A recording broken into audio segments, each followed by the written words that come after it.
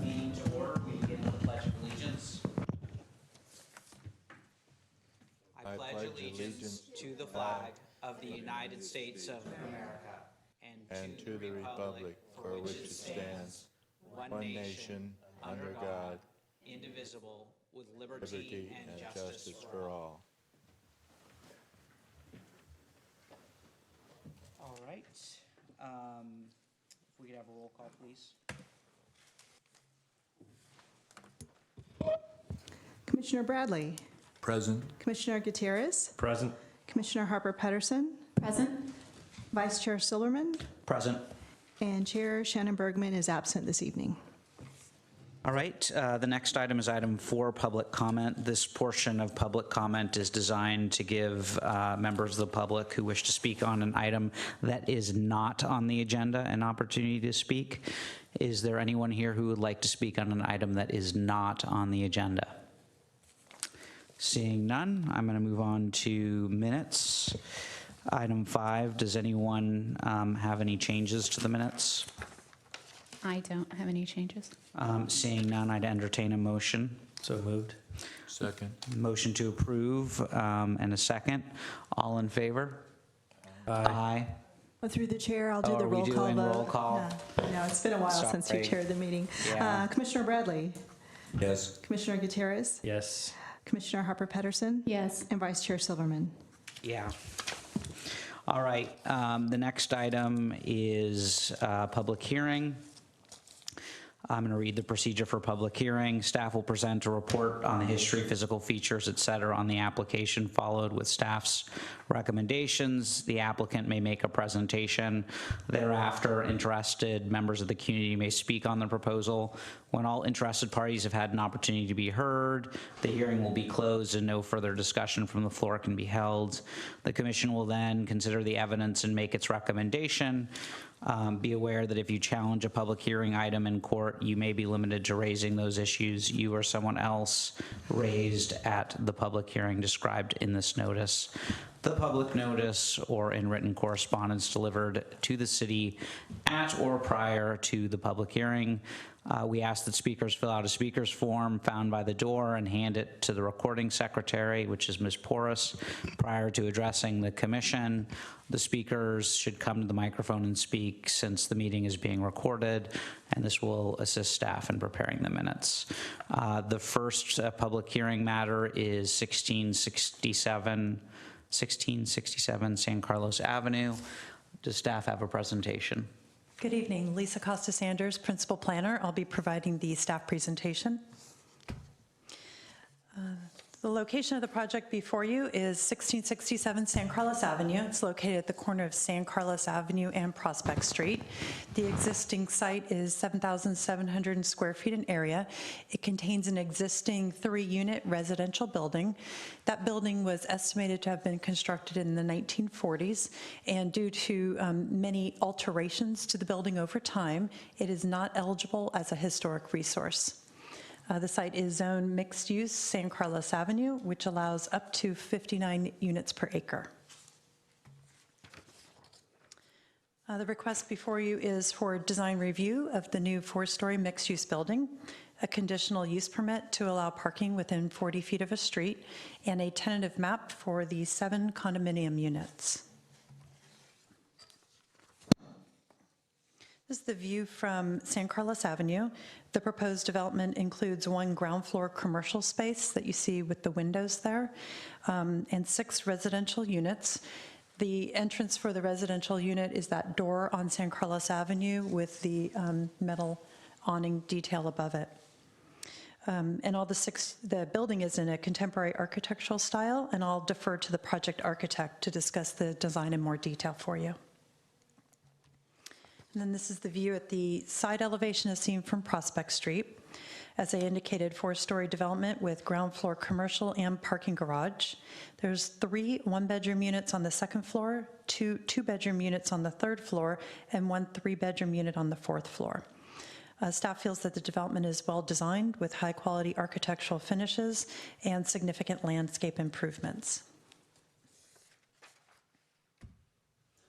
Relating to the conditional use permit, as I indicated, it is required in our code whenever you have ground level parking less than 40 feet from a street. And as you see from the site plan, the property is approximately 55 feet wide, so it would be very difficult to meet that setback requirement. And as well, given the smaller scale of the site, 7,700 square feet in area, it would involve quite a bit of grading to have below ground parking. So staff is supportive of the conditional use permit. The parking is very well screened as it's located within the garage. It will have a solid garage door.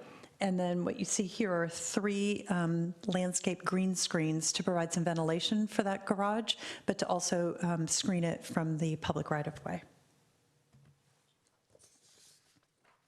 And then the tentative map is for the subdivision to create 7 condominium units. 6 of those are the residential unit and 1 commercial unit.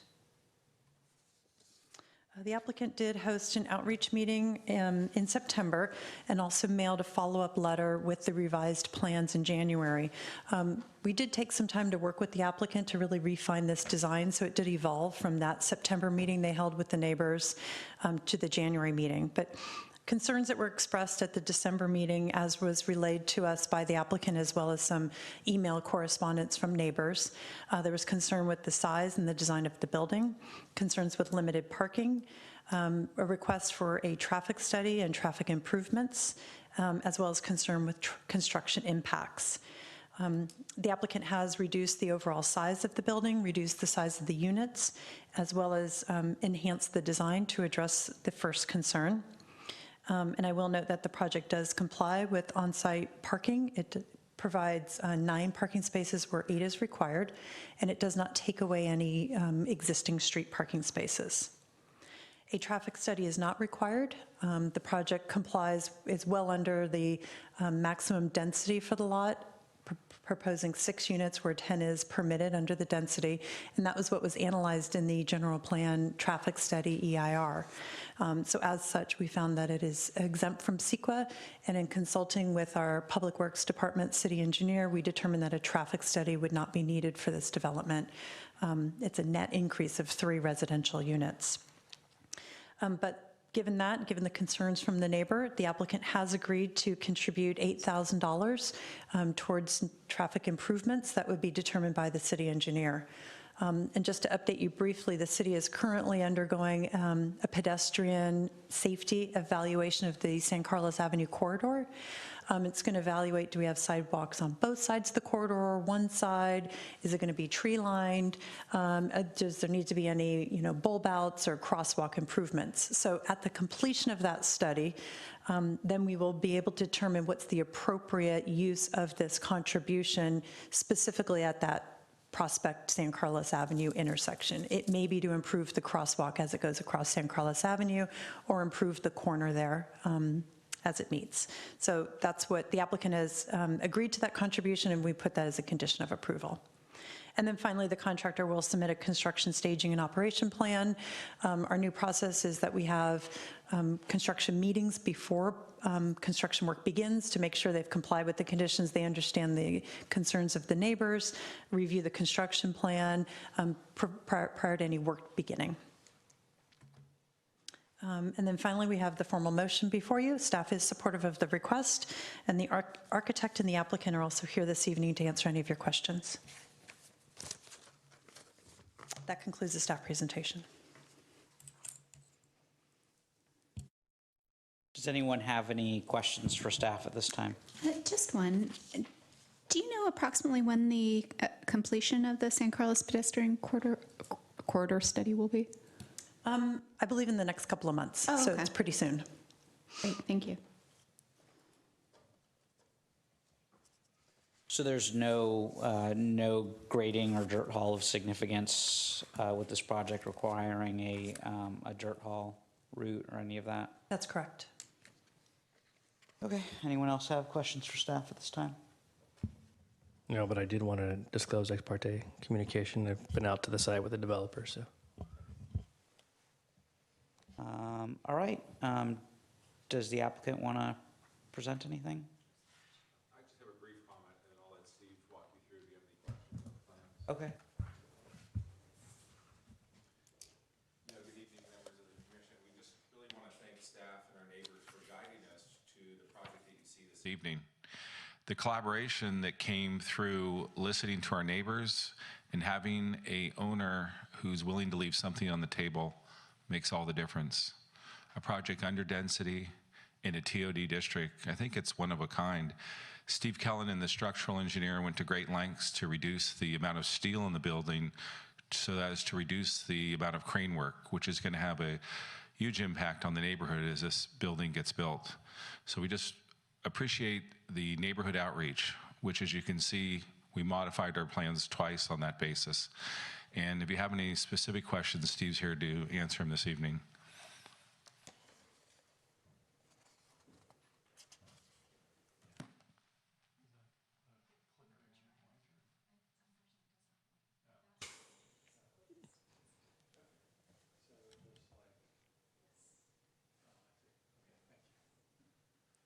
Good evening, Steve Kellen, project architect. I thought I'd just walk you through, thought process, design of the building.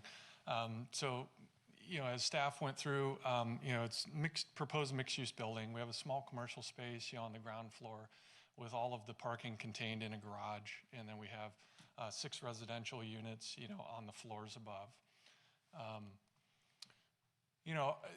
It's an interesting site because it's a corner location, which always means that kind of building is going to have 2 fronts, which is an important, from a design standpoint. I think also in this particular location, it's kind of at the edge of the mixed-use district. So this is kind of on the far, western end of San Carlos. So I think it's important to consider kind of more of that transition zone, if you will. What does that mean for this particular site, this building, consideration of, the neighbors, the density, sort of intensity of use, at that particular location. Also, on this particular site, it's long and narrow. It's on a street corner, and it has 4 beautiful existing street trees on that Prospect side. On the opposite side, on the adjacent parcel, there's an existing 3-story, apartment building, and then there's a small, commercial, or not commercial, small, low-rise residential building in the back. So kind of thinking about those elements, it really led us to, we need to be sensitive to, trees, the neighbor, how do we, develop this building, consider stepping it back, with deference to the trees, not, becoming this imposing, structure, next to neighbors and also in that, with the other neighbors down the street and then that transition zone. So, there's an existing, 3-unit residential building, that's coming out. It was also important, at that corner, I think, to consider traffic, which was brought up at our community outreach meeting. So, when we start to look at the next sheet, which is our site plan and ground floor, as I said, we have a small commercial space, and then all of our parking is contained, within the garage. We have, the commercial entrance, which is off of San Carlos Avenue, and then the residential entrance, which is also off San Carlos. The important thing about the site planning was we decided that we wanted to increase the setback off of San Carlos Avenue, and that was on purpose because, not only is it kind of more in keeping with the other buildings and that transition zone, but also because of the safety of that corner. So this allows, setbacks, so when cars are coming in and out, off of Prospect, there's a much wider view angle, looking down San Carlos Avenue so that cars can come all the way up, and have a wider field of vision. We're also proposing, a low courtyard wall to identify or help identify that residential entry. And so having the setback, allows us to develop that and create, kind of that second entrance, on a narrow lot. And then the existing entrance for vehicles is on the Prospect Street side. And it's there's 4 trees that are along that Prospect side, and it's currently between trees 2 and 3, and we're proposing to move that down to give, even more, of a buffer off of that street corner. So cars coming in and out, again, kind of a safety issue there. So as we look at, the next floors and how they lay out, again, relative to trees and, the neighbor behind, you can see how the massing is generally located in the center, of the lot, and that's on purpose. So we're pulling away from the trees, on the Prospect side, and we're pulling away from the neighbor, on the other side. So on the second floor, you can see we're proposing 3 one-bedroom units. These are also kind of matching the architecture, a contemporary kind of open floor plan. We also wanted to focus on, as the buildings step back, creating, extra value in terms of that indoor-outdoor living. Great climate. We have larger than normal, outdoor spaces, and so those open living spaces flow, out to each of those deck spaces. And then the main entrance to all of the units will be located on the back side, and that's in an open corridor, on all the levels except, the 4th floor. And I believe we're like 18 feet from where the windows are located, to that property line. So again, thinking about the neighbor on the other side, they had some concerns, were we going to be right up on them? And so we explained how, that was, pulled back, on that side. And on the 3rd floor, we have 2 two-bedroom units, which similar, open floor plan and large, outdoor spaces. And then entrance to those, again, on that back side. And then 4th floor is a single unit, 3-bedroom. And it's also stepped in from the 3rd floor plate, down below, as well as on the ends of the building. So even though it's not required on the San Carlos side in this particular location, we are stepping back, even further, with the exterior walls, both front and back. And that was important so that, that 4th floor stepped in, for privacy and massing. And then the roof plan up above, and I'll get into this with the elevations, some of the architectural components. It's a flat roof, but some of the articulation that you can see in the roof plan is how we have, some outdoor deck spaces, but we are creating some architectural elements with these trellises that become incorporated, into those horizontal roof planes. And the exterior of the building, you saw one of the renderings. These are just the 2-dimensional drawings, but very classic. We're trying to go for more of a timeless design in terms of horizontal lines, sort of simple use of materials, but using them in a way that create some difference in pattern. Not large flat wall planes. You saw this rendering. This would be from the rear corner looking back towards San Carlos Avenue. So, key elements to point out here are, how we're using different materials. We're using stucco, we're using horizontal siding. We are creating offsets, in those planes. So at the ground level, for example, there's some implied columns or, architectural term would be pilasters. We're creating relief between, those planes. as well as on the upper floors where, we have thickened walls where windows, get set back, into those walls.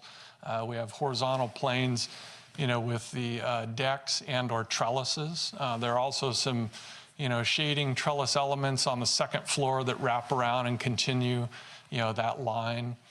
And then from the front view, you can see those two, the two different separate entries, residential and commercial. And then we're really, wrapping the building, around those corners. So again, it's like the building has two fronts, and that's important. And you can see as it steps away, from the trees on the Prospect side. And then back to kind of materials, staff mentioned that we had worked on a revised design. So, not only did we reduce the size of the building in response to some of the community outreach, and we reduced the overall building size by over 1,000 square feet. And then we also looked at, colors and materials for the building. So, we kind of went to a more, subtle and rich palette in terms of colors, using more natural and kind of rich colors and materials. So the stucco color, is more of an earth tone, complementary with the horizontal siding would be that darker color that's indicated as number 3. And then we went to a dark bronze for all the doors and windows. So again, a very rich complementary color, to the two main building colors. And then we're using some stain colors in the horizontal, decks and eaves. And then on the underside, we're also staining. So, the use of those horizontal projections will become an important design element as you view the building, because you'll see all of those undersides, the decks and roof overhangs. And that's indicated, in number 7 there, where we would use a tongue and groove, wood that has a little bit lighter stain. So we differentiate between, the darker number 6, which would be those horizontal lines, for the decks and overhangs.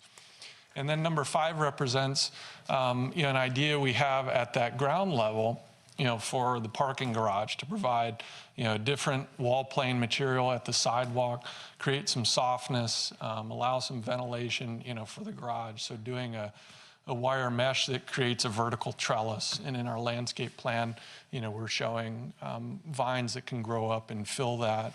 And then, of course, number 4, using a more contemporary deck railing, that would be a glass rail.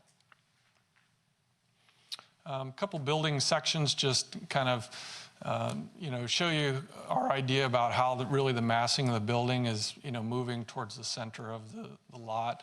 The long section at the top shows what I was talking about with the 4th floor, where that, would step in, at the ends. And then, of course, number 2 is a typical section anywhere along the length, which shows that massing, centered in the building.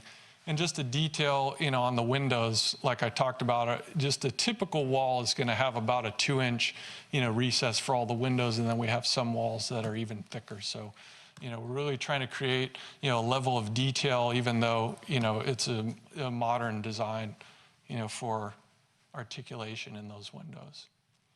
And then landscape-wise, I would just say we're complementing, the design of, the site and the building. There's an existing palm tree, which is on San Carlos Avenue, that didn't really seem to fit, with the site or the building. So we are proposing to remove that, and a new street tree, which is located there on the left-hand side. And that's going to be noted that we will, include a new street tree. And then likewise on Prospect Street, we have the 4 large, beautiful existing trees, and we just kind of want to complete that in the last planting area, at the far right-hand lower corner of the site, and add another tree there. And in terms of the rest of the concept, we're really trying to create a little bit of screening with some perimeter, trees that'll grow up and help filter, some of the relationship, between adjacent neighbors. And then the rest of the planting fits within the San Carlos ordinance for water use and plants for irrigation. And then it was important at that street corner to keep, the plant selections, low. So again, we could maintain visibility, around that street corner.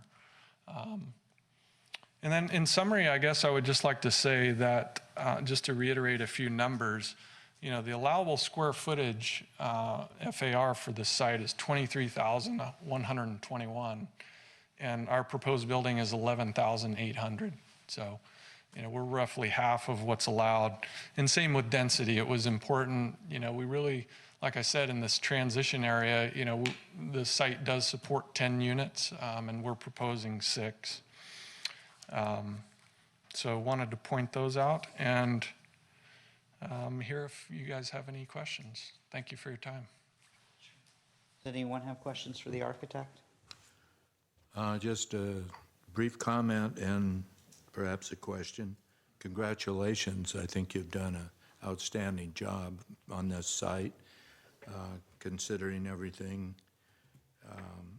You solved a complex problem, I think, and it should be an asset to the city. I like the scale of it, not too big, but you got enough on there on the site.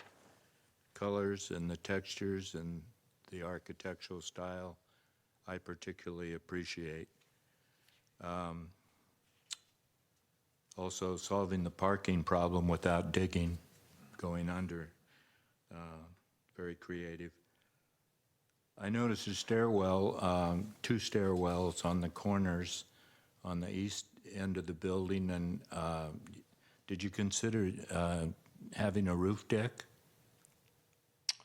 up top? We did, but I think back to the concern for, that particular location, in density and intensity of use, we decided that it was going to be better, not to do that. It also allows a better opportunity for, solar panels and other things that would be more complementary for the building. That was my next question. Thank you very much. Hi. I also appreciate the design. I really like it, though I have one concern. The stairwell turret, to me, I guess, at least in the rendering, just looks really harsh, I guess, against the building next to it. And maybe that would be different in real life because it'll be wood, correct? Correct. But in the rendering, it looks very, it really just looks like you're just towering over them. And I guess I'm curious if there's anything else that could be done to soften that right there, which is my only design problem that I'm really seeing. I don't know if there have been, in other buildings that we've looked at, if they've put Go back to the false rendering. glass, or I don't know what other buildings have done to address that. I don't know if you guys, my fellow planning commissioners, remember other things, or if this is just something I'm not going to notice as much once I see the actual material. But it just looks like a massive thing coming right up next to that building. Did you consider anything, any other kind of material or anything that might soften that a bit? We did actually. One of a previous iteration, we had used a combination of stucco, and we had some bands, with the wood siding, and we looked at a few other things, with staff and feedback, from the community. And I think the consensus was that, going to that wood siding, created a little softer, feel for that. Now, on the other side, there are windows if you go back, if you look at the elevation. So, it's not just a giant tower element, necessarily. And some of it, kind of plays with the geometry of just the modern building. But I think, where we ended up with this was that I think everyone felt like the combination of, that material plus, a little bit darker or more earthy color, kind of helped reduce some of what you're indicating might be a visual, more of a visual impact. So, and I think also just to highlight, it is stepped back farther than the other planes of the building. Yeah, I guess it is. So you have the lower band of the 2 entries, and the stucco there. We have some vertical vines that grow up, and then the rest of that element is stepped back beyond the other stucco elements. So I think as you look at the relief in the planes, it's not. I think it's a secondary kind of element. Am I the only one that had that? That was my only. Otherwise, I actually think. bravo. I think it's very nice. That was my only design concern, though I do have a parking concern that I can address later, because Jesse, it looked like you were going to jump in. No, I know what you're talking about, but, so that element is further back from the decking area, basically? Correct. Okay, so, yeah, I see what you're saying. It is a little confusing from the rendering, but I think it is softened by, Okay. Yeah. Especially if it's set certainly not the back. first time that I've seen something in a rendering and it's turned out differently once it's built. Yeah. And staff did spend a lot of time working with the architect on this, Al Survey and myself, and Al's very particular on the design. So I was just looking back, and originally it was all stucco, and I believe it had some wood banding.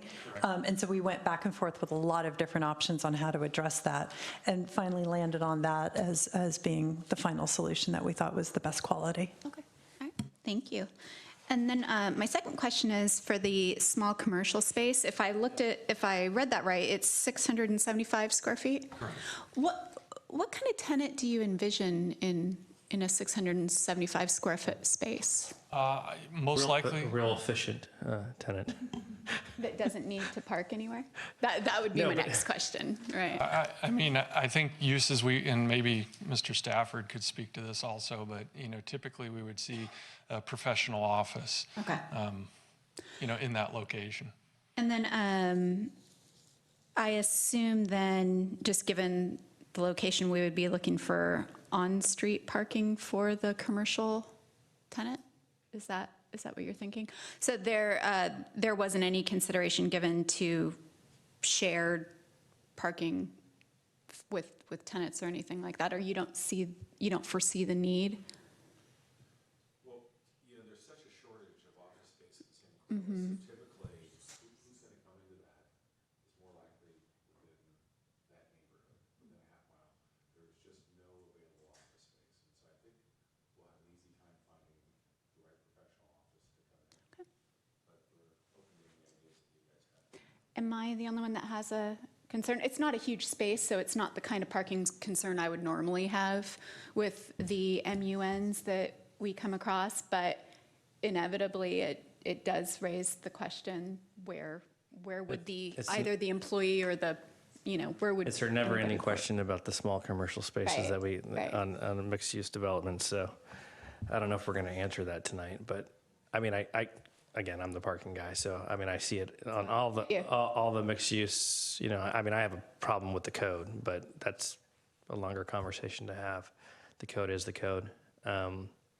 And I agree, I think it's probably going to be someone that's really close by that needs an office space. And the idea that it's near the transit-oriented development, I think that the idea is if it's not, then they're hopefully taking public transportation for that. But me, I don't like that part of the code, so. Well, may I suggest in the future, if there is a tenant that is gone during the day and somebody that in the office that wants to park during the day, maybe Shared, some sort of there's shared an agreement. opportunity for a shared situation. But I do understand, obviously, that code-wise, that's We've not had, something. actually, the development on San Carlos Avenue, we had them, I think, agree to the shared. It was a bigger It's a development. bigger, yeah. And a bigger space, I think it was. Bigger but- space, for sure. Okay, those are my only questions and comments. Thank you.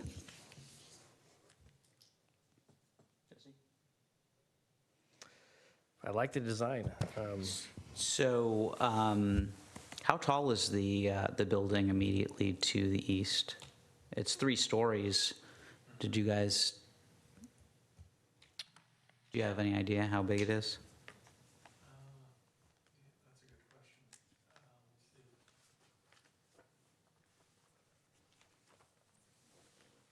I'm just looking at the survey, sorry. A lot of times they'll list the height of it. 6, 7. Yeah. Is that what it says?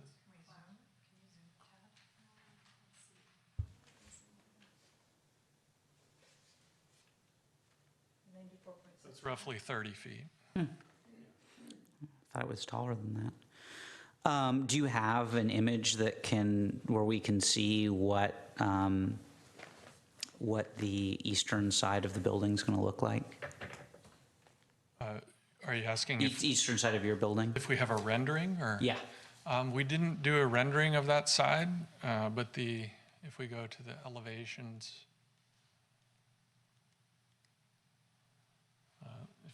I don't know if you can zoom out so you can see the entire. So that would be elevation number 4 on what you show there. So what we were trying to do with that side of the building was, again, create some articulation on that lower level, with the implied columns. And then up above, the use of different materials. So we have, the stair elements that have windows, with the siding. And then you have the covered hallways, which are on the 2nd and 3rd floor there. So there's quite a bit of relief in the depth of that building. So again, those are step back, from the wall that has the doors and windows. That's about, Those hallways are literally, they're exterior covered. okay, Yes, I didn't understand that. correct. Okay. So I believe it was like 18'4" from that wall to the property line. Okay. And then could you put on slide 7 for a second? I don't know the It's your number. next slide. Yeah. So, maybe it's slide 8. I thought it was 7. Oh, there we go. Oh, yeah, that's what I wanted. So right now it seems almost like it's a fence, but it feels more like a wall between this property and then the property behind it. And then it's like a driveway. There's just like this tree here on this grass. Is that actually going to be there, or is that the existing wall and driveway? You're talking about on the right-hand side of the I'm rendering? talking about what would be the southern edge of your property. Yes. So the front of the building and the rear of the building are very similar from the 2nd floor up. And then we would have a fence that's shown here on the far right-hand side. There's an indication in the lower right-hand corner of a driveway that is on the adjacent property, to the rear. And I believe that goes all the way to the back. And then there's, so I can't remember how It's far a it is. really weird property behind you. Yeah. I mean, it looks like a traditional duplex, but then there's like that You can drive driveway all the that way to goes the all back. the way to the back, Yeah. and then Yeah. it almost looks like a weird apartment building, or it's weird. Right, right. So this grass and this tree and everything, it's there? No, where you see the first part of the driveway, that would continue all the way down the fence line. But on our property, in our landscape plan, we are proposing some trees in the rear to soften, what would be our rear yard and immediate, adjacency to the fence and that driveway. So why shouldn't we require you to install solar panels on the roof? Why shouldn't you require it? Yeah, to me, it's like with a condo of this size, how is it gonna, because I'd love to see some solar panels on this building, and I just don't understand how it would work with 7 condos, 6 condos. Well, the building code requires that you have a solar area on the roof of a building like this. So in our building permit plans, we have to identify roof areas, that can be used for future solar. I think, the challenge that we see in projects like this is that there a lot of times is a fairly significant, initial cost in solar panels. So I think the requirement sometimes, I think, is a little bit tough because, it's one of those details I think that the owner has to look at, particularly in a case where either they're going to be, for lease or for sale. And so you don't know how that That's my fits concern, in. and maybe this is more of a question for the developer than for you, which is probably unfair of me. So, I can ask the developer. To me, my instinct is that if we don't require you to actually install the solar panels, they're never going to be installed.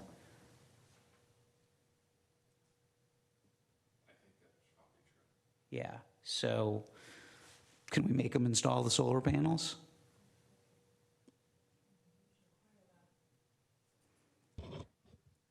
There is a provision in our code that allows for an increase in floor area ratio when you incorporate green measures into the building. One of the items called out is solar panels, but there is otherwise not a requirement for solar panels. So it's used within our code as an incentive to get green features by allowing additional, a small amount of increase in the FAR. Code updates coming. I mean, just to me, is there anything we can give you to get you to install solar panels on that building? I mean, to me, it seems like a shame. This building looks like it's designed for solar panels. You won't even see them. But there's no, I mean, how is a condo community of 6 people going to ever agree to install solar panels on a building? I mean, it seems silly. Yeah, no, I don't disagree with that reasoning at all. And, for Mr. Lewis, this is a family piece of property, and so more likely than not, these units will be held, as probably as rentals rather than sold. So it makes the decision a little more difficult from a line item. But I'm sensitive to what you're saying. Well, I know you're sensitive to it, but what can I do to get you to install solar panels on this building? Well, there's one neighbor that's given us a tough time. Otherwise, as a condition of approval, I would understand. He might understand it, but it sounds like. Well, no, he cities- says you might understand it, so I'm just going to take it at that. And I'm with you. I love solar panels too. And I agree that they're not likely to go on until we start requiring them, but it doesn't sound like we have the mechanism to do that. I think it's a matter of the word choice. If the developer agrees to it, you can condition it. Yeah, I'm going to come up with something. Does anyone else have any questions before we close the Well, is there anyone here from the public that I don't see that has an interest in, thank you, sir, that has an interest in speaking on this item? Public comment? I'm not seeing anyone, so I would entertain a motion to close the public hearing. So moved. Is there a second? Second. Begrudgingly roll call. Commissioner Bradley? Yes. Commissioner Gutierrez? Yes. Commissioner Harper Pedersen? Yes. Vice Chair Silverman? Yes. So any discussion among the commission? I can't believe I'm saying this, but I have a hard time insisting on solar panels here when we haven't done it anywhere else. And yet I really want them on there also. I'm just thinking about all of the other projects we've approved without them, and I'm having a hard time. Well, I'm having a hard time with that. Let me help you with the hard time. Okay. There's no such thing as precedent up here. And the last project that we approved, now albeit a larger one, we did require solar panels. So, I see it as a maturing and a progression of the thought process of the Planning Commission more than anything else. And I'd also ask that you consider the wording that I'm going to come up with, and I think it may make you comfortable. I will. I usually do like your wording, so I will consider that. Any other discussion among the commission? I move that the Planning Commission grant approval of the request for design review, conditional use permit, and tentative map for the new 6-unit mixed-use development located at 1667 San Carlos Avenue, APN 050-122-010, with the added condition that the developer work with staff to find a mutually acceptable plan that involves installation of solar on the roof of the building. I'll second that. Roll call.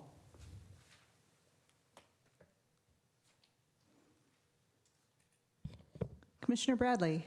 Yay. Commissioner Gutierrez? Yes. Commissioner Harper Pedersen, Yes. Vice Chair Silberman. Yes, congratulations on your project. It's really nice.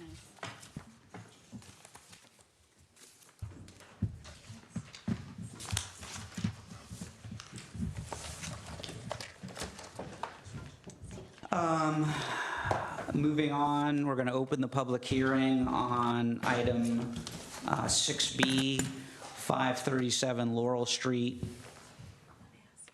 I'm not going to read the rest of it. Does staff have a presentation? Yes, we do. Andrea will present.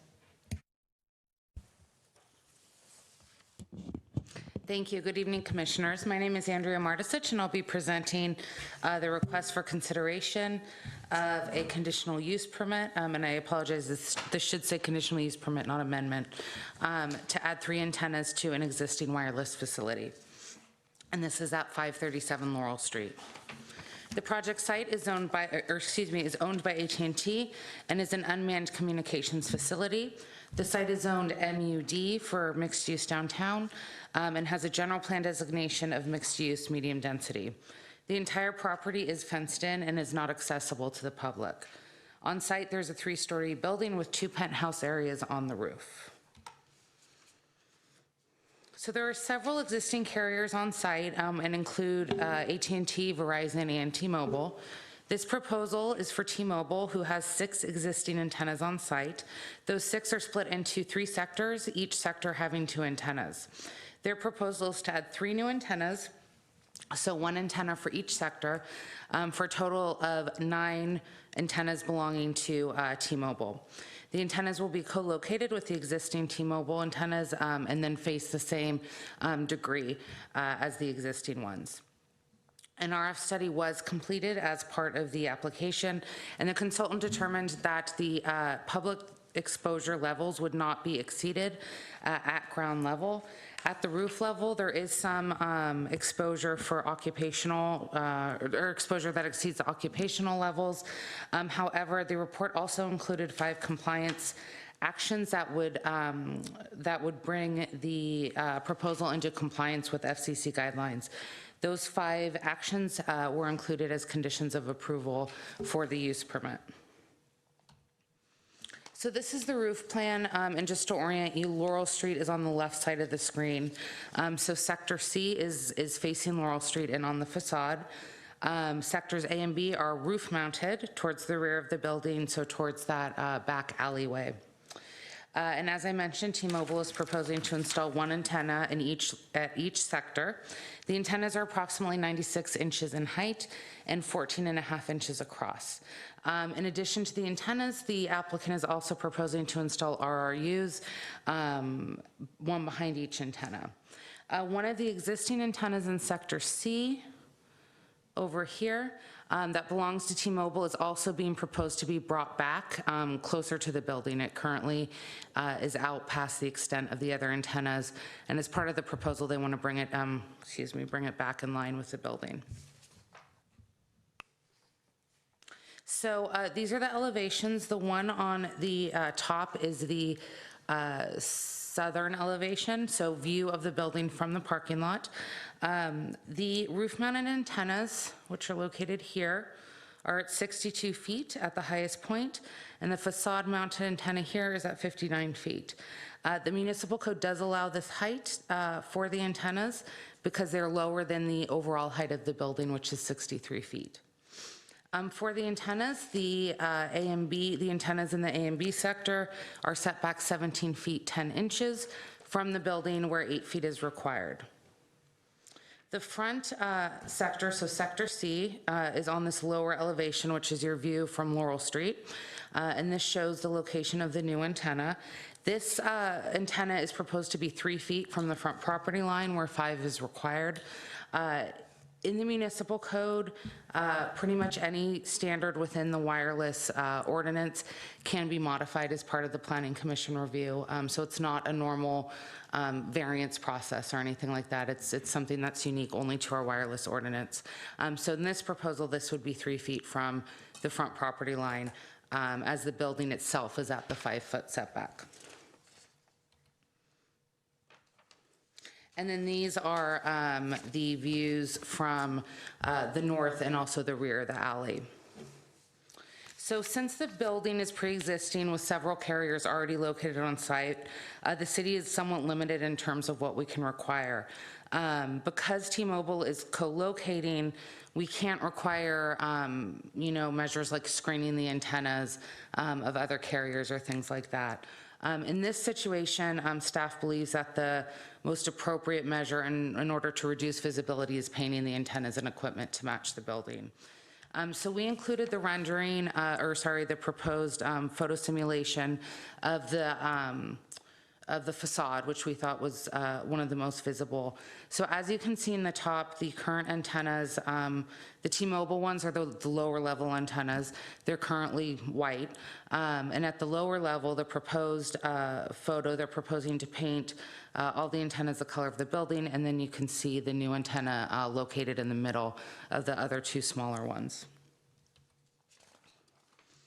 So there are several findings that need to be met. These are all outlined in the staff report. Although the proposed installation is readily visible, the existing installation is also visible. So we feel that painting the antennas and equipment to blend with the existing surroundings is the most feasible way to reduce visibility as much as we can. For the modification for the front setback, so that facade mounted antenna, staff is supportive of grouping the antennas together as much as possible. There's several other antennas facade mounted as well from another carrier. And the applicant can go into it a bit more if needed about how the three antennas need to work together in order to complete that one sector. So each sector has the three antennas. The proposed use is consistent with the general plan and zoning ordinance. If you approve that modification, as I mentioned, the zoning ordinance does allow for that. And again, the RF study indicates that the proposal meets FCC standards with the requirements outlined in the study as conditions of approval. The site, again, is physically suitable for the use because it's a modification of the existing co-located antennas. Staff has received no correspondence from anyone within a 300-foot radius or inquiries about the project. I'm available for any questions, and the applicant is here as well as the RF engineer if you have any questions. Thank you. Does the waiving the 2 feet in the setback, does that benefit the city in any way?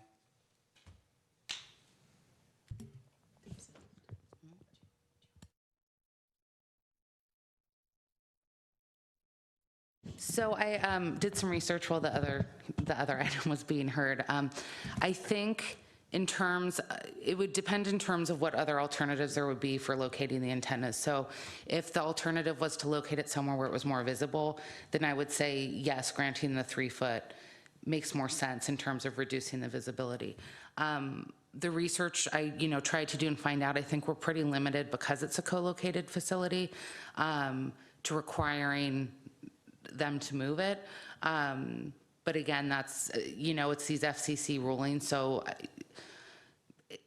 what I could understand, it comes down to, do we consider what they're doing a substantial change to what's there now? And if we don't, then I think we're pretty limited in terms of what we can deny or require them to move. So the FCC has standards on what they consider a quote-unquote substantial change, and most of them apply to towers. In this case, for the building, what I found is that, as long as it's not extending more than 6 feet, it seems to be considered a minor change. But again, I'm not an attorney, so I'm not 100% sure. So I think, sort of to summarize it, if it would benefit the city if the alternatives in terms of where they could be located are more visible, then I think it would benefit the city to approve that modification. Where are we in the 90 days? We are pretty close. We actually had them, we might actually even be over. We had them scheduled for the last hearing, but because of lack of quorum, we had to continue them to here. So I could, if you give me a minute, I could double check how we are in terms of the One days. last question Sure. before you do that. The antennas that are above, that are currently white, are those T-Mobile antennas as well? Those are AT&T. And the way, also just to follow up with that, the way that our code works is if a carrier replaces antennas, it's a code compliant, so staff level review. So if AT&T came and replaced those antennas, we could still require things like painting them, but it doesn't go to public hearing. So really, unless those antennas all came down and then they came back, we sort of have our hands tied in terms of what we could require. Anyone else have any questions for staff? I mean, I think I'm sharing the same line of frustration that you are. I mean, are we going to be stuck with these ugly antennas till the end of time? At some point in time, will somebody allow us to require some design of these existing antennas, or are we just going to have to look at this on Laurel Street forever? Sorry, it's just so frustrating. That's a very good question. So it's my understanding that but this is going to be a brand-new use permit, correct? This is, I believe so, yeah. yes, because they have 6 existing, and they're asking for permission to install 3 additional, right? So that opens up the use permit application for the city to evaluate on a more comprehensive level. And because we have design standards for where antennas should be located relative to, mounting on the building, if on the roof, then how far away from the edge of the roof, and height requirements and so forth, we can ask wireless carriers to comply with those locational requirements. So when staff evaluated this, because there were already 2 existing T-Mobile antennas on the front facade, and this is my understanding from the commission, is primarily the concern about the antennas being located on the front facade in a very visible way. So the question is, would we permit this today, if we were kind of starting over from scratch? I think that's what your question really drives at. And unfortunately, the city attorney is not present this evening. Normally she is, so I will have to make sure that she's available for the benefit of these types of discussions in the future. But my understanding with the use permit application is that once it's open, you can look at that. So this may be the most, kind of conservative approach, but the commission could look or ask the applicant to respond to whether or not they evaluated relocating that sector. Those 3, there's 2 now, there's the one locating that sector. Are there any other alternatives to place that sector on the building? So maybe that's a question for the applicant.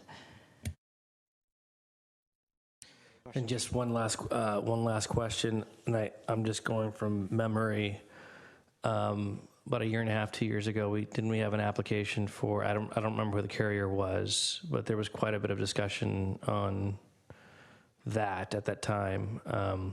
Actually, I'm surprised that none of the property owners that showed up for that meeting didn't show up for this meeting, which is quite shocking. But I think one of the concerns was the angling of the antennas, given the zoning on El Camino, given the building we just approved at 520 El Camino, and those standards. So my main question was, did they ever get installed? Was there ever a follow-up study to that? So those were installed. Those were the Verizon antennas. Okay. And you can actually see, these are them here. Those ones. Okay.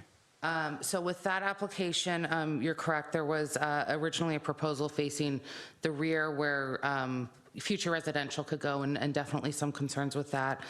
So with that application, the commission made the exception finding to allow those in the front. Roof-mounted antennas are required to be in the rear half of the building. So with this one, the commission decided that it was more important to have those facing Laurel than El Camino, so made the exception for setbacks for that one. There has not been a study specific to those antennas, although they were included in the RF study for this application. So the radio frequency was measured as part of this application and in the overall cumulative measurements, but there's not been a standalone study with just those. And one thing I just wanted to add sort of on a side note, going back to that other application, I know the commission asked at the time, what happens if we approve the antennas and then a building comes up later? What's the process with that, especially because now the public's much closer to those emissions, and that's something that we asked as part of this application. So that's something that the engineer might be able to sort of speak to a little of standard practice, what happens when a residential building goes up right in front of existing antennas. Okay. Any other questions for staff at this time? Oh, well, we'll bring the applicant up, but in the interim, if you can find out where we are on the 90 days, thanks. So I guess we'll hear maybe from the engineer.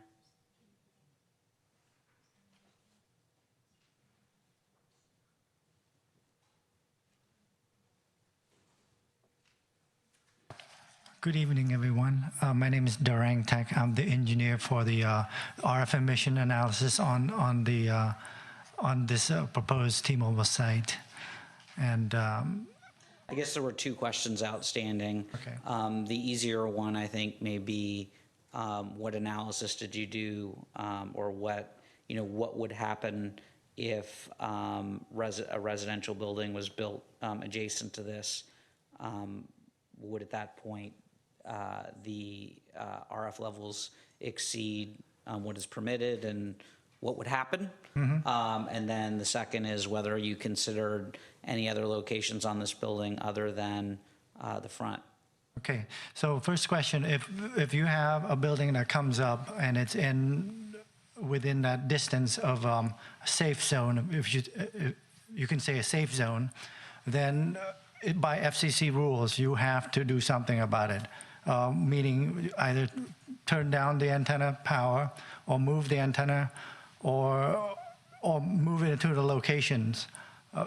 Something must be done if that was the case, because if there's a building in the front of it at the same height, that's where worst case scenario would happen. If that happens, if a building certainly come up, it would be their best interest to do that anyway, because there's a lot of RF that is being blocked by that. So that something needs to be done.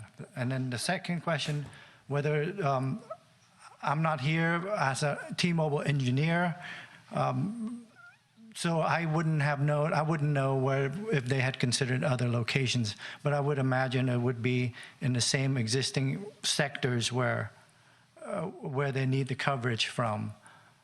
So they've already have the site, so they know where the sector covers, all the different sector covers. So I would imagine it would be in the same space. Does anyone have any questions for the RF engineer? You said that if a building went up next to it, and it was within the safe zone. What is the safe zone parameter approximately? Right now, it's 19 on the 19 feet from the 19 face. feet from The sector C at T-Mobile, the one you see on the bottom right. Yeah, Okay, thank you. sure. Any other questions for the engineer? I mean, no, because he can't really answer my question about other alternative locations. All right. We'll bring her up. Okay. Yeah. All right. Thank you, sir. Appreciate it. Do you want to come up? You're the applicant.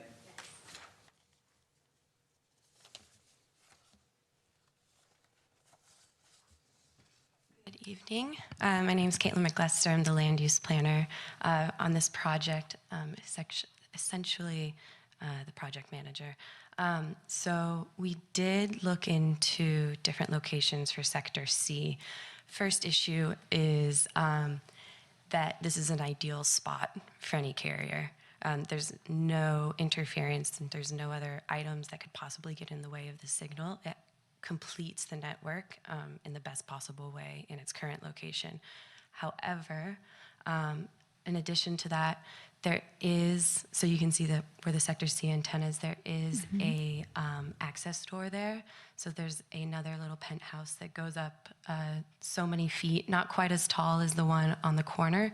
But if we were to move the antenna location, it would have to essentially just move straight back.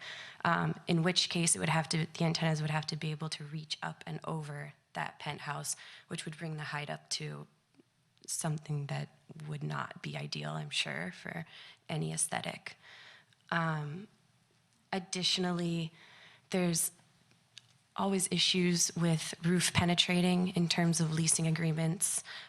You also have to move your lease space around, which becomes another issue. Also, the site is within the 6409 parameters, and so T-Mobile would not be the most open-minded to moving a sector that is very ideal for the network when they aren't forced to. Yes. So we can recognize as someone that doesn't actually technically work for T-Mobile, but as a contractor, I can recognize when there's going to be an aesthetic issue brought up. So we always do look for other alternatives, but it's often very difficult when you have a site that has a lot of tall penthouses on it. Also, these antennas have to be tall enough that they can reach up and over parapets as well. And oftentimes, what would seem to be a better idea, as in taking it off the facade, often isn't actually that much better looking. We also did look into screening the existing antennas on the sector. The only issue with that I saw was that it would end up being a very large box. And I wasn't sure if that was going to be much better than just having these 3 smaller rectangular type boxes. Also, with the carrier above, in order to completely cover the antennas, we would have to go into their lease space and we would start to block their antennas as well, which would be another issue. Or we would just not block their antennas, but the proposed antenna would stick up out of the box.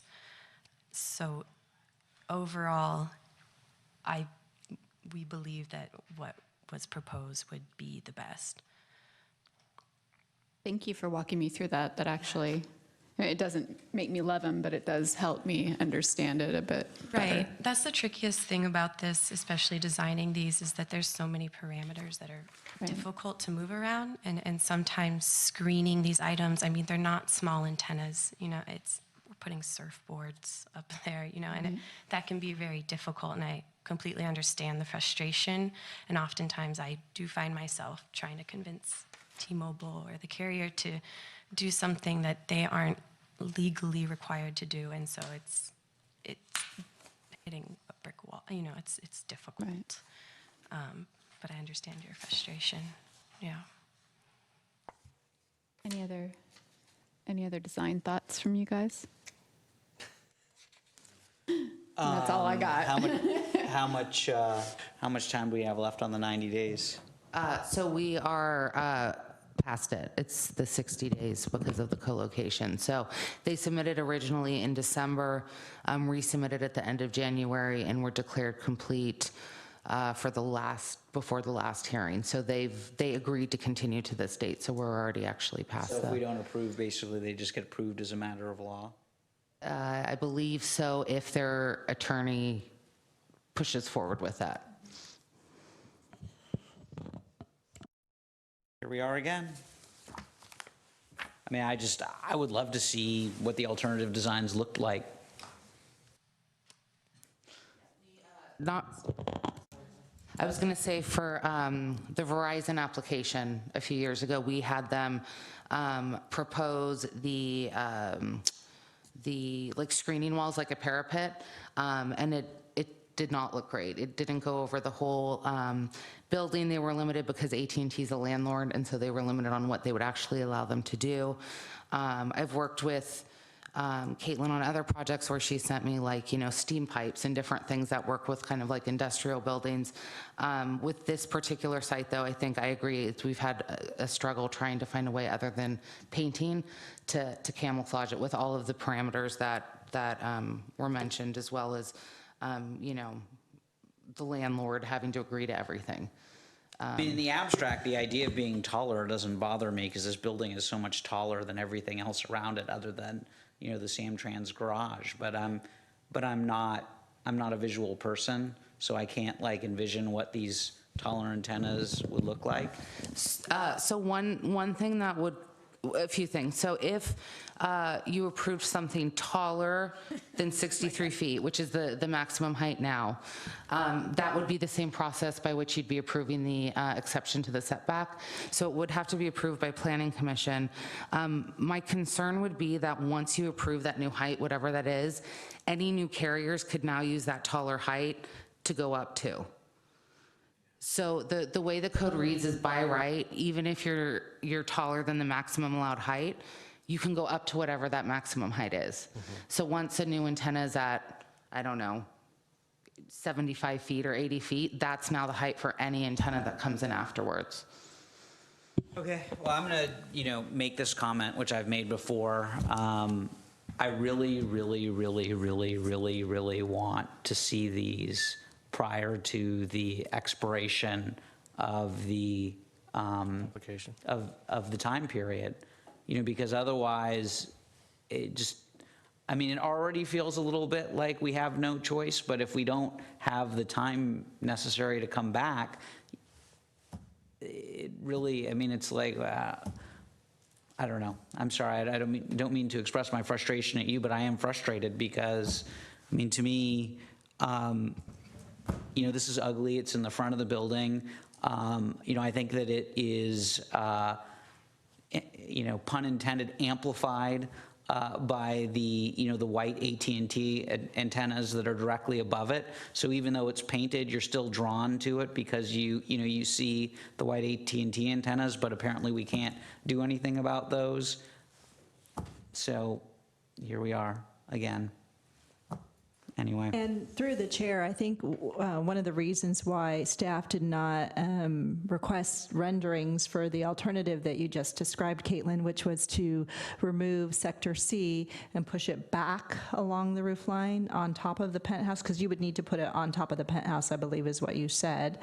And again, the height, that increase in height, if the Planning Commission preferred that over the 3 antennas flush to the building, that's something that the commission could do.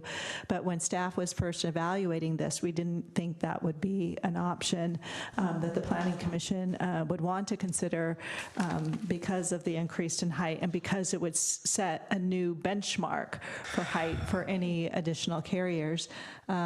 So we're hearing the commission very clear. What we can do as part of the information that we request from future applicants and being really sensitive to this particular building because of its current state with all the different carriers located on it, is we can ask for renderings for different options early on and bring those back. And certainly we can make a note to the file, especially for AT&T when they come back, because we know they always do, as technology is always changing. We can work together to try and slowly turn around the appearance of this building.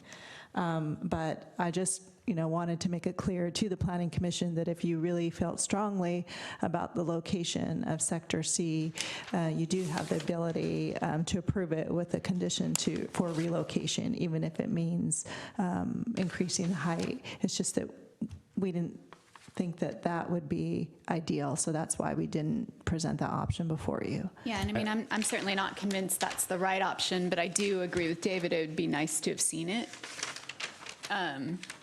I drew a little stick figure on my thing. It doesn't really And actually, do it justice. her stick figure doesn't bother me, and I also, but I wonder, when you say, and I'm not asking you to answer this question because it's not going to matter for today, but when we say, well, once you approve one at that height, then you have to approve others at that height, that wouldn't necessarily bother me so much if they were at that location. If basically we were only allowing them to be that height at that location. Sector C. Because it doesn't actually look, I doubt there are going to be very many places you can really see it, except maybe standing in front of Blue Line Pizza, looking in that direction, because the building is so massive. But anyway. Can we, I think I had asked this too before the meeting. The code requires if staff asks for a new study every 12 months. What is that correct, or what's the code on that? So let me get to the use permit because we added it in there. So I believe it's within 45 days of installation, and then after that, They're so- an annual, yeah, it's, sorry, let me just find it. It's every 3 years. After the first 45-day report. So after that, every 3 years, the city can request additional reports. so how do we know, how's there constant monitoring of the RF if we're doing it every 3 years? I don't believe there is unless a new application comes in and then we get the most recent. And there's nothing we can do about that? Actually, some wireless carriers do provide RF reports, so on occasion, those that come across my desk, we look at them and they're filed with the application. So they do, they remember the condition of approval, and so they're submitting their reports. But they're only doing it every 3 years? That's correct, because that's what we require. I mean, one of the things that we're going to be looking at in the very near future, among all the other things we're looking at right now in the Put city. that one on the list too, please. No, it's on the list. It needs to be, is an update to our wireless ordinance. It needs to be updated to comply with the recent changes with the permitting processes for changes to our existing facilities and so forth. So we're going to be working with someone from our city attorney's office. You actually met him. He came and gave a presentation, I think, on some of the limitations. Kai, exactly. So we'll be working with Kai on that, and that's something we can bring back to the commission as a study session item, perhaps prior to bringing it for formal hearing, so we can get some thoughts on that. In theory, we would never know, say, as an example, one area goes out for T-Mobile, I'm just using T-Mobile as an example, and they increase the coverage on another area because that area is out. We would never know unless we happen to be within the 3-year history and they happen to have done a study at that time. I'm not sure I follow. So if we wouldn't know, The RF levels. well, we know the RF levels at the, there's a study done at the Yeah, beginning. but all those levels can be increased or decreased at any given time, right? Am I understanding that? I'm not an engineer, so. Can you? The worst case, the maximum, okay. Everything on that location turned up? Right, which is not in real life, that's never going to be the case.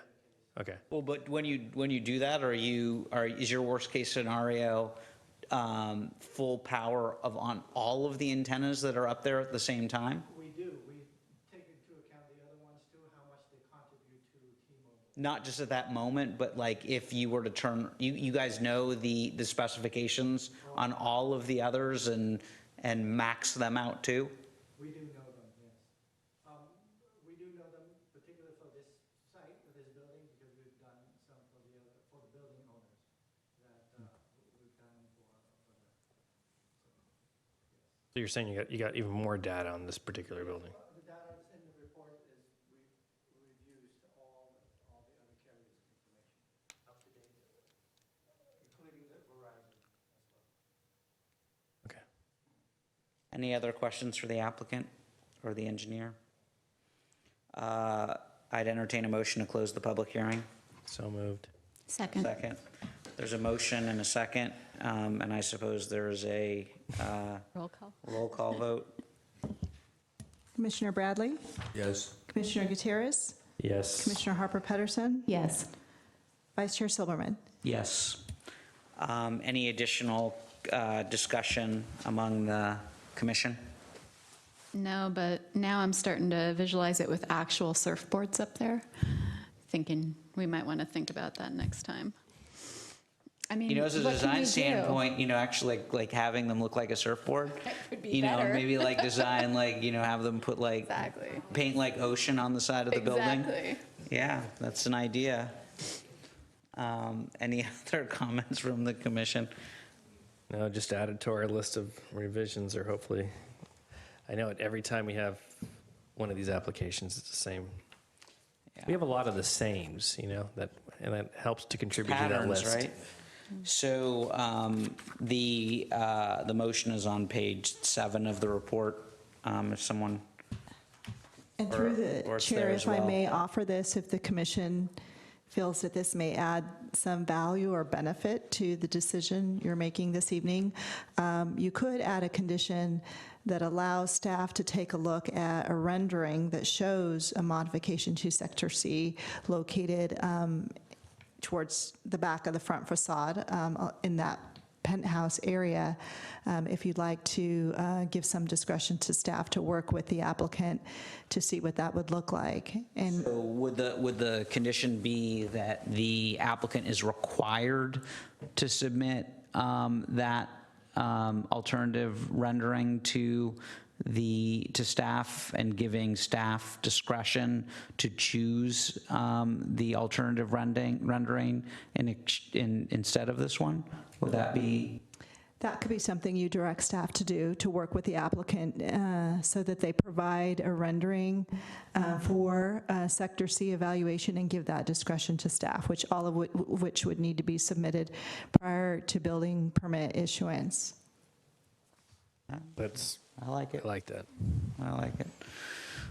So, But keeping in mind that the height, it's going to trigger off something potential for that particular site. So, we might have other antennas that are going 8 feet, 10 feet higher, depending on where that alternative yeah, plan is. I would, to the extent that whoever makes the motion does add that condition, which I would be likely to support, I say that with, direction from staff to staff, at least from one planning commissioner, that I wouldn't want to see staff approve something that allowed an increase in height everywhere on that building.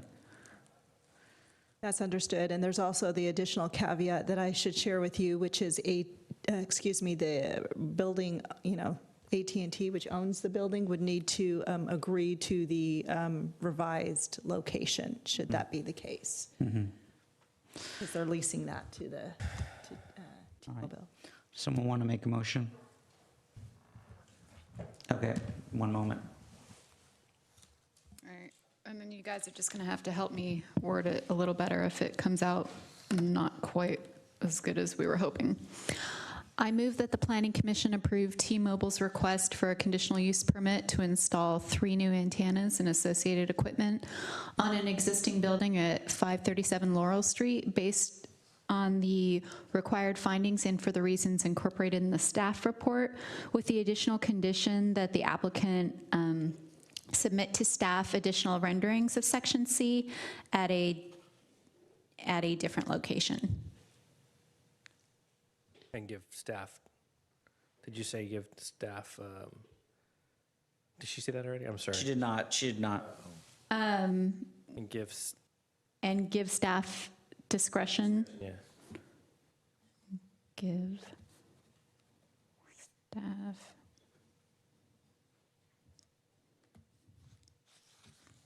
Okay. That's a pretty ugly worded one, but. That's all right. It's going to be pretty in the minutes. And the discretion is to staff to select the design that minimizes the impact of the additional antennas. Staff, the discretion to select the design with the least visual impact. All right. Sounds like a great I'll motion. second that motion. And there's a second. Roll call. Commissioner Bradley? Yay. Commissioner Gutierrez? Yes. Commissioner Harper Pedersen? Yes. Vice Chair Silverman? Yeah.